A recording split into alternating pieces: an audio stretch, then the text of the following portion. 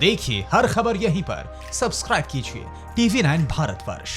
हमने पहले भी कहा है कि मुश्किल आने पर उसका रास्ता भी निकल जाता है और पानी में उतरने पर तैरना भी आ जाता है। सिर्फ लक्ष्य तय होना चाहिए और खुद पर भरोसा होना चाहिए। भारत ड्रोन की यह कामयाबी यही साबित करती है, क्योंकि हिंदुस्तान ने खुद के दम पर न सिर्फ एक कामयाब ड्रोन बना लिया है, बल्कि LAC पर उसे तैनात करके चीन को सीधी चुनौती भी दे दी। और यह कामयाबी उन लोगों के लिए तमाचा भी है जो देश की क्षमता पर सवाल उठाते रहे हैं। यह सिर्फ कहने की बात नहीं है। चीन ने भी शायद भारत की क्षमता को आंकने में गलती की। उसे जिस टेक्नोलॉजी का गुमान था वो भी टूट रहा है। चीन को अपनी जिस अर्थव्यवस्था पर गुमान था वो अर्थव्यवस्था भी ध्वस्त होती दिख रही है। चीन को अपनी जिस सेना पर गुमान था वो सेना भी पस्त होती दिख रही है। और सबसे बड़ी बात यह कि चीन ने भारत की जिस विदेश नीति को देखा था वो विदेश नीति भी बदल गई है। अब आगे बढ़ने से पहले आपको दिखाते हैं बुद्ध के देश भारत ने चीन को अपनी बदली हुई विदेश नीति से कौन सा संदेश दिया है, जिसे चीन अब भी समझ जाए तो शायद बेहतर होगा। दुनिया यूं ही नहीं कह रही कि पूर्वी लद्दाख में चीन का भारत से टकराना उसकी भूल थी, और उससे भी बड़ी भूल थी गलवान घाटी में खूनी भिड़ंत तक पहुंचना।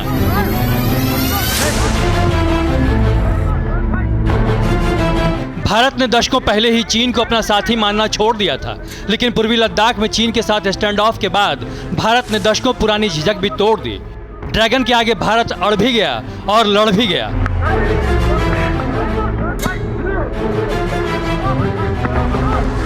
ये भारत की बदली हुई विदेश नीति ही है जो ड्रैगन को दिन में भी बुरे सपने दिखाने लगी है, क्योंकि भारत की प्रतिक्रिया में चीन को अपनी बर्बादी दिखने लगी है।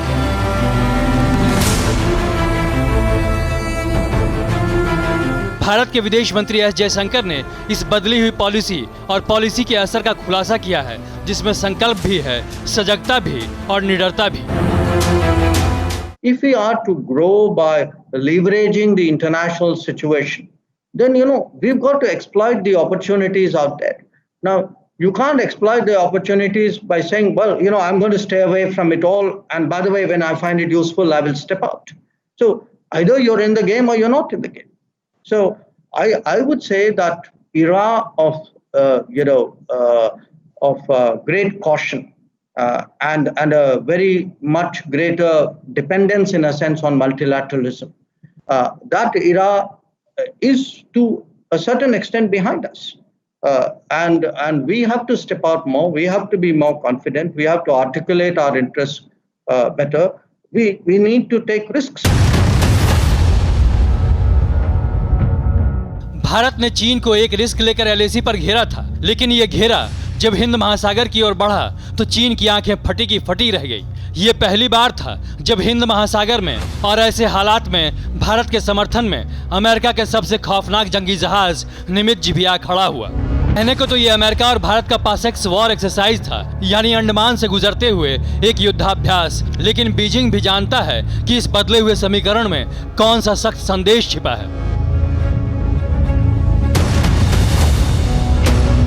विस्तारवादी विलन चीन को महासागर से दो मुल्कों ने साफ संदेश दिया है, इस बार भारत अकेला नहीं है, और भारत की ये चेतावनी कि छेड़ोगे तो छोड़ेंगे नहीं महज एक गिदड़ भभकी भी नहीं है। अंडमान सागर में जिस वक्त अमेरिका का ये वॉरशिप भारत के साथ युद्धाभ्यास की तैयारी कर रहा था, S जयशंकर एक निजी चैनल से बातचीत में नए भारत की रणनीति को रेखांकित कर रहे थे। वो बता रहे थे कि भारत अब न तो रुकेगा न झुकेगा। नए भारत ने अपनी पुरानी नीतियों को बहुत पीछे छोड़ दिया है। अब संभल कर कदम बढ़ाने का वक्त खत्म हो चुका है। अब वक्त है आगे बढ़कर मुकाबला करने का। अब वक्त है चुनौतियों का सामना करने का। नया भारत किसी खतरे से नहीं डरता। नया भारत जोखिम उठाने से भी नहीं बचता। जाहिर है उनका इशारा चीन की तरफ था।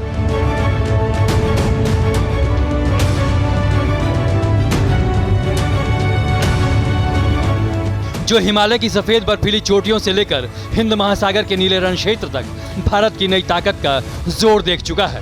भारत के शूरवीरों की मार और पलटवार का मजा चख चुका है, और अब चीन को समझ लेना होगा कि वो अपनी आर्थिक तरक्की से भारत की तरक्की कतई नहीं रोक सकता। At that time, it was the US and the Soviet Union. We didn't have land borders with either of them. if we are looking at a different era where US and China are 1 and 2, China is our immediate neighbor. So the rise of China has, of course, impacted the entire world very, very profoundly.